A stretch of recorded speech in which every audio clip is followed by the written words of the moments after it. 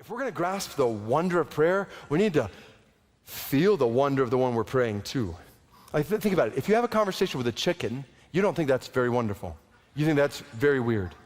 If you have a conversation with another person, depending on who it is, you might think it's wonderful. If you have a conversation with God, you should walk away saying, that is wonderful.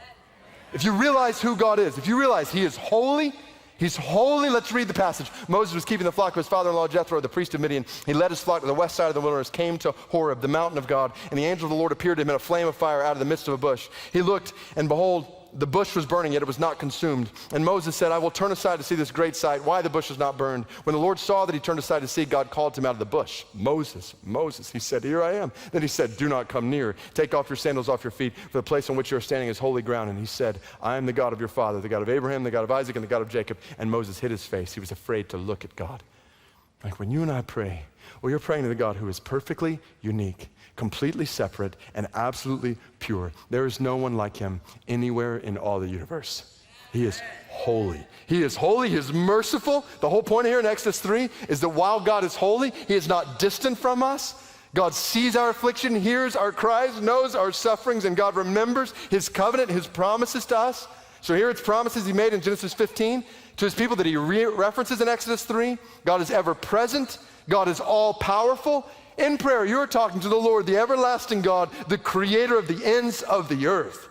All powerful, He is self-existent. So Exodus 3:14 is when God reveals His name to Moses. Moses asks, who will I tell them sent me to you? God says, I am who I am. Tell them, I am has sent me to you. That name, Yahweh, from the Hebrew verb to be, appears over 6,000 times in the Old Testament. Every time you see the word Lord in all caps in your Bible, that's Yahweh, the I am, the God who has no origin. You have an origin, I have an origin, God has no origin. He is self-existent, He is self-sufficient. You have needs, I have needs, God has no needs. God doesn't need us or anyone or anything else.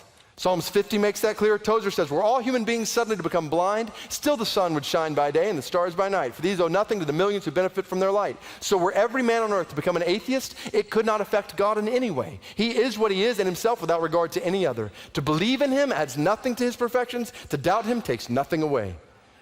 For God to be the I am means that He is eternal, He was, He is, and He always will be. Like a bush that burns perpetually, His glory never dims and His beauty never fades.